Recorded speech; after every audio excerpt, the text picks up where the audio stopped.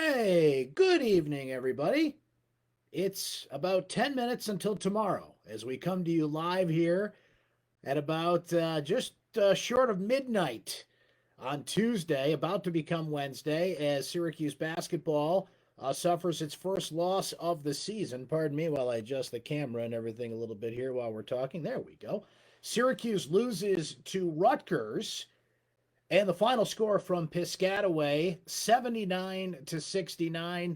Brent Axe with you here. It's great to be chatting Syracuse basketball with you late into the night. I feel like a late night talk show host, Jimmy Kimmel or Jimmy Fallon, talking hoops late into the night with the great people here on Facebook Live. Great to have you here. Thanks to our friends at Krause Health as well. And hey, Chris, how are you? Hello, everybody that's hopping in there on the chat. I will chat with you here shortly, get your reaction. You guys get in the chat, do your thing. I'll react to what you guys are saying here in a moment. But let's go over some stats from this one. Initially, some opening thoughts. Syracuse went cold down the stretch of this game. They had the lead with about 5 minutes to go. Joe Girard, who we'll talk about here shortly, had an ill-advised three-pointer. And it just goes to show you how one bad shot can lead to another bad shot, can lead to another bad possession. And Syracuse had this one in hand and eventually loses 79-69. Rutgers scores down the stretch, I think the last 5.5 minutes, 17-4, something of that nature. They outscored Syracuse. So I think Jim Boeheim's got a decision to make about Joe Girard. Now, it should be kept in mind that Buddy Boeheim did not play in this game and that Barama Sidibe did not play in this game. And for Syracuse to hang in with the 21st ranked team in the country, a team that was very big inside but hit more threes than they had all year. Rutgers came in shooting 29% from three-point range, and certainly did better than that tonight, as we'll go over here in the numbers shortly. But look, Quincy Guerrier had a terrific game, is having a terrific season for Syracuse. Marek Dolezaj hung in there in the middle. Kadari Richmond continues to impress. Woody Newton continues to impress off of the bench for Syracuse. So even though they got a loss tonight to Rutgers, there are a few encouraging things we'll go over with this team. But kind of let one slip through their fingers, and those non-conference chances are kind of few and far between with the condensed schedule this year. Syracuse plays Rutgers. They get Buffalo in non-conference next week, but there's a ACC game mixed in there. That's their next matchup Saturday against Boston College. And then that's really it. The ACC schedule kicks in. There's only a couple of non-conference games in the mix. Syracuse with 3 wins, of course, before this one. But this was their best opportunity to impress, to maybe kind of inch up the national radar a little bit. The best way to get in the poll, the best way to get the attention of people who vote in the poll is to beat a team in the poll. Syracuse had its chances tonight. But you know what? Honestly, this kind of felt like, even when Syracuse got close, that lead felt bigger than it was. This never really felt like a game Syracuse was going to win. Rutgers had answers pretty much for everything Syracuse threw at them, but went really cold down the stretch. 17-4 run, as we mentioned, for Rutgers. So let's look at some overall stats for this one here for the Orange. Field goal percentage. Syracuse was 24 of 58. That's 41%. Rutgers was 28 of 58. That's 48.3%. I want to look at the first half numbers because neither team shot well in the first half. 10 of 27, that's 37% for Syracuse. 13 of 32, that's 40% for Rutgers. 4 of 14 from three-point range for Syracuse. 5 of 12 for Rutgers, a little better, certainly at 41%. Those are the first half numbers. Here's how it ended up at the end of the game. Syracuse 7 of 26 from three-point range. And let's hit the pause button right there. Syracuse took too many ill-advised three-pointers in this game. Joe Girard chucking shots from half court, too quick in the shot clock. Jim Boeheim loses his mind when certain players take those shots, but for some reason Joe gets a little bit more of a pass there, and I think because he's made some of those shots in the past, but they were not good threes. Joe had another terrible game. I don't want to be so harsh on one player, but he really cost Syracuse down the stretch with some ill-advised shots. 3 of his 4 games this year have been bad, so I think when Buddy does come back into the lineup, are we going to see a new starting backcourt of Kadari Richmond and Buddy Boeheim with Joe Girard coming off the bench? Rutgers, 9 of 24. That's 37%. from 3-point range. And as I mentioned a moment ago, it's actually a lot better than they have been so far this season. Rutgers is not a perimeter-oriented team. They're much more take it inside, pace. They got 2 6'11" players down low, as we saw, and we'll certainly see in the rebounding numbers here shortly. But for them to go 9 of 24 is pretty good because 29% was what they had coming in. They shoot 37% in this game. Syracuse goes 14 of 20 from the free throw line. That's 70%. Rutgers was 14 of 18. That's 77% because, as we know, kids, free throws matter. On the rebounding front, I expected Rutgers to win this category, and they did, 42 to 26. They had 13 offensive rebounds to Syracuse's 7. That was also a key factor there. There were times Syracuse just looked lazy out there on defense, looked lazy on offense, not really into this thing. I wonder if Girard's hurt. He just doesn't look into it. You can tell his confidence isn't there. Boeheim's keeping him out there. Again, how long he does that really has to be put into question at this point, especially with Buddy coming back.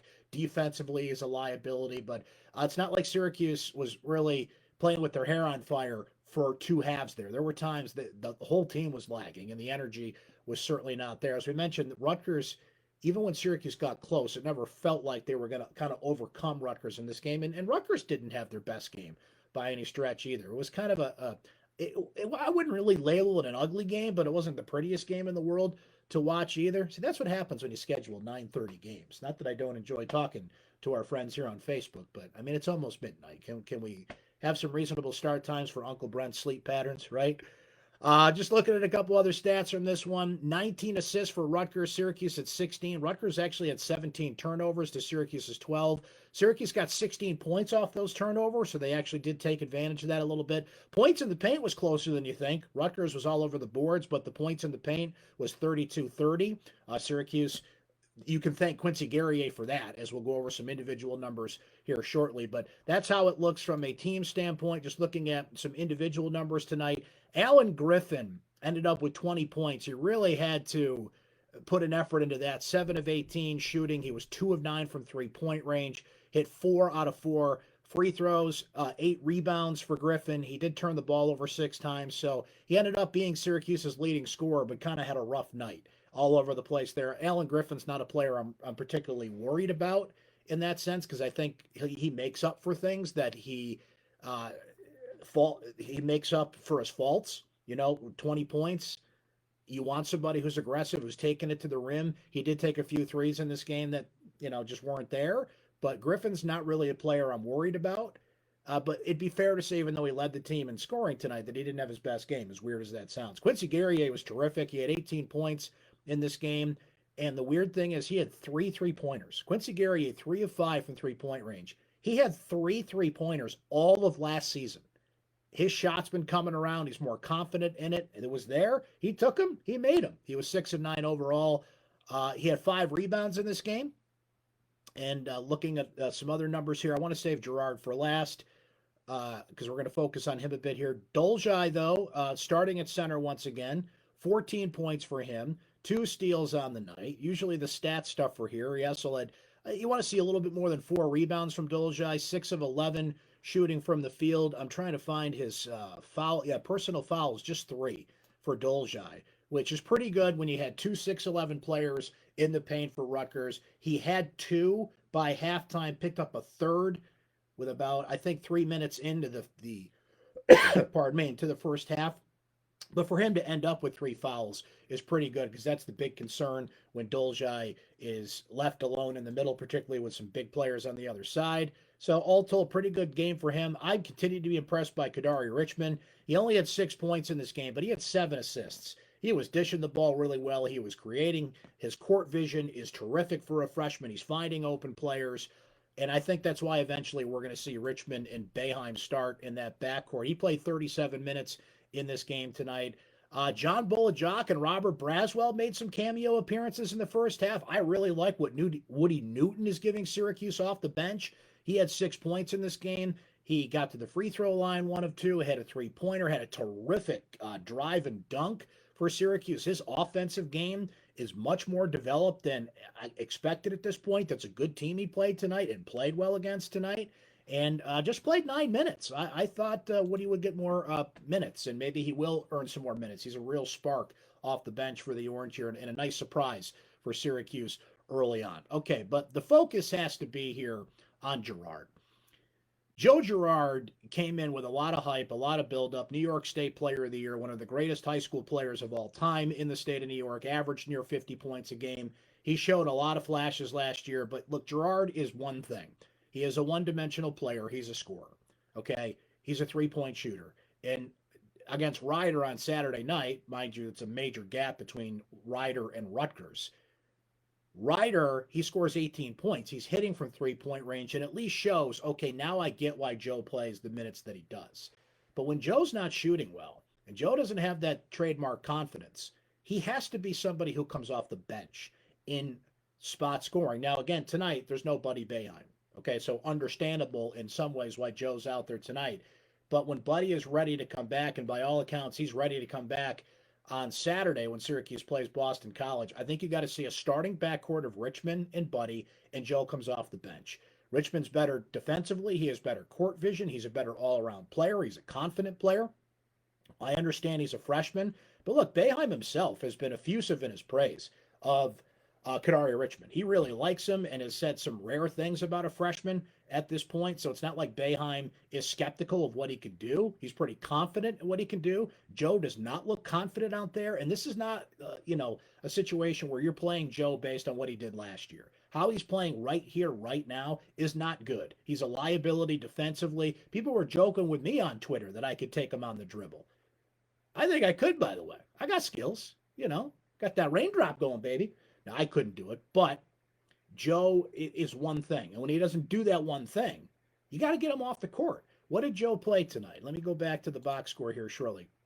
34 minutes. He didn't earn 34 minutes tonight. And again, Buddy's not out there. But generally, if he's not shooting well and he's making the decisions he is, jacking up threes from just inside the half court line, like what are you doing? Shooting early in the shot clock? And the big thing was Syracuse had the lead. There's 5 minutes to go. Like I said, to be fair, throughout this game, Rutgers responded pretty much every time Syracuse threatened or got close or even took the lead briefly, right? But that was a momentum killer. Just an absolute, here you go on a silver platter, momentum killer for Rutgers. So I think we should see a change in the lineup. Will we see a change? We know Boeheim can be pretty stubborn with these lineups, but if he's going to go with what he said in the past, how you play at practice, how you play in games, and particularly on defense. See, the thing is, Boeheim, so many times when he describes playing time, it always comes down to defense. Joe's not playing good defense right now. There's no way you can watch these games and say that that's somebody who's defending well at this point. And if that's your main ingredient for why a player's out there, then he can't be out there. So we shall see if that happens. I don't want to just dump on Joe Girard this whole time. I still think he's got a role on this team. But I think it's got to be a spark off the bench in spots where matchups work because he just can't handle the big minutes right now. He's struggling. I don't know if there's something else going on there. You always want to be considerate of what's happening in people's personal lives. Students, COVID-19, they got a rough go of it right now. But if we're just basing this on how he's playing right now, he is not earning 34 minutes a game. I mean, I just think the flat-out period, that's pretty obvious at this point. Okay. Let's react to what some of you guys are saying. Thanks for hanging with me tonight as we passed into Wednesday morning, from Thursday into Wednesday morning. But the beauty of doing this show on the internet is you're watching from all over the country, different time zones. It may be past Uncle Brent's bedtime normally, but who knows what time it is where you are. So thanks for hanging with us tonight. I do appreciate that. Matt says the Griffin-Richmond pair at the top of the zone was a better defensive pairing when it happened. I agree. And look, if you're going to trade Joe for Kadari, I like Kadari. He's an impressive player, and I want to see him develop and get more minutes. But you got to be willing to accept kind of that freshman margin of error. Kadari Richmond has admitted he's never had to work this hard in his life. The minutes, he does have to catch up. People get all upset when Jim Boeheim says things like he's not in shape or he's not, people are like, what are you talking about? He's an 18-year-old kid.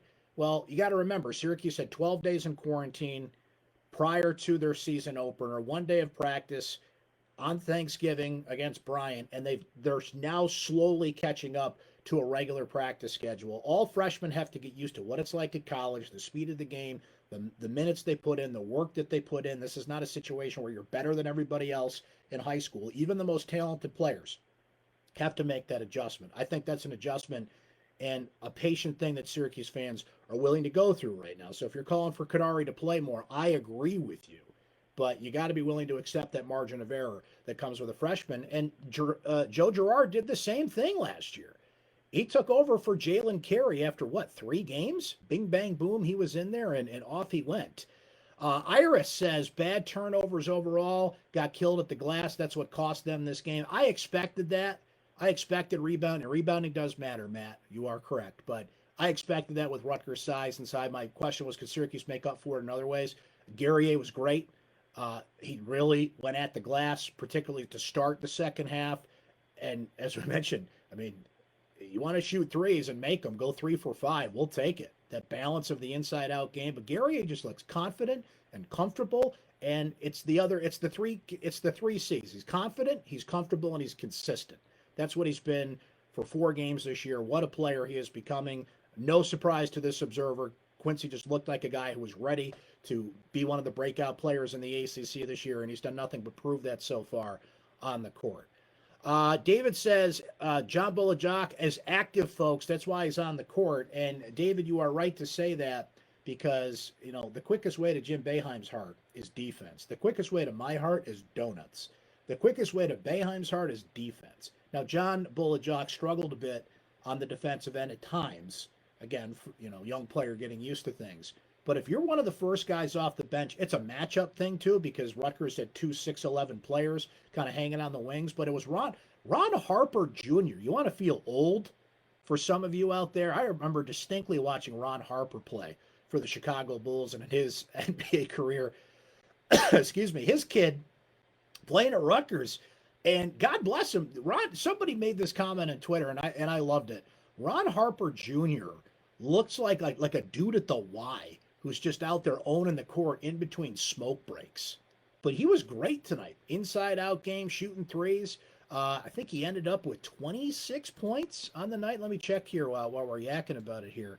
26 points. He was 5 of 8, from 3-point range. He was 9 of 13 overall, played 38 minutes. He's had to step up because Geo Baker's Rutgers' best player has been out for the past couple of games. And look, he was fun. He was fun to watch. Good player. And Rutgers looks like a tournament team. Rutgers has not made the tournament in a long time. They would have made the tournament last year. Maybe could have made a deep run, but we didn't have an NCAA tournament. Hopefully we'll have one this year. Hello, Daryl. Good to see you here late into the night, my friend. And he says, I'm tired of people defending Girard. Joe's been absolutely terrible this season. I'm pretty sure tonight Joe had more turnovers and missed baskets than points. Syracuse beat themselves. Rutgers didn't beat us, the team. And I'm sorry, I lost that comment. My screen moved for some reason. Sorry about that, Daryl. But you were starting to make some good points there before I lost your comment there. You can't defend Joe right now. You really can't. That's right now. Hopefully he finds his confidence. Maybe they change roles around a little bit. He comes off the bench going forward here. But right now he's just not playing well. He played well against Ryder, but I think I could have 14 points against Ryder, frankly. Hello, Mike. Good to see you. Checking in from El Paso. Says, really cost us that game. We're up 5. He chucks up a 3 we don't need and then doesn't play defense. Yeah, I mean, this is just a kind of a Joe Girard bash fest in the comments here. But if we're just talking about basketball and how he's playing right now and how he played in this game, that's kind of where we're at. Hello, Marty in Tampa. Good to see you, my friend. Put me in, coach. He's ready to play. There's the microphone checker. My comments are going by quicker than usual tonight. But somebody asked about Frank Anselm. That's a good question. He didn't get in, and he looked pretty impressive in prior games. He's kind of an athletic, compact player, for lack of a better term. He plays kind of tight, and it looks pretty good. He's gotten some good buzz at preseason practice, but I think it's usually defense.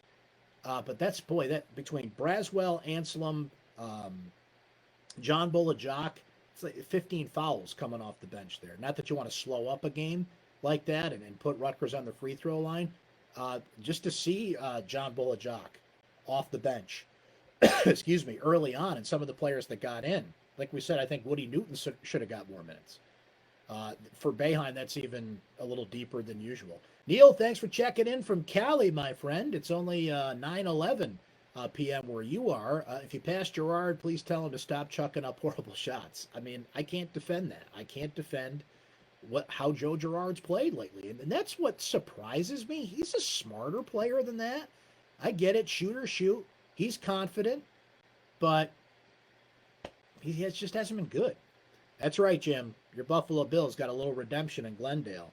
That's right, baby. Look out. The Josh Allen experience coming soon to a screen near you. Look out, Pittsburgh. Blake says, Brent, to ask you the old question for Syracuse, whose team is it? Who's the leader? I see a lack of on-court leadership when bad shots start getting jacked up. It is an age-old question. Buddy and Barama were not out there tonight. Those are your leaders. Buddy's, kind of a calming influence, could hit threes. He's kind of a liability defensively, but at least he takes up a little more space in the zone. Barama was kind of evolving into that role. I like the combination of Barama and Marek, not leaving Marek alone. And when it's Barama, Marek, and Quincy, with the way Quincy's playing, that's going to be a pretty good combination when they get into a rhythm a little bit.